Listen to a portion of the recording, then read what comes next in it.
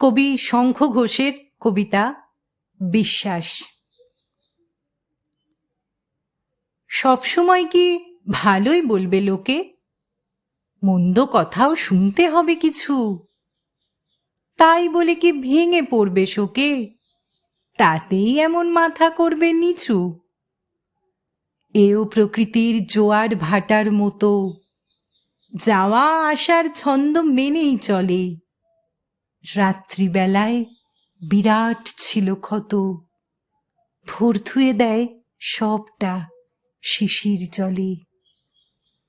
তোর মুখটাও যদি এমন কাতর, আমার জীবন শূন্য লাগে তবে।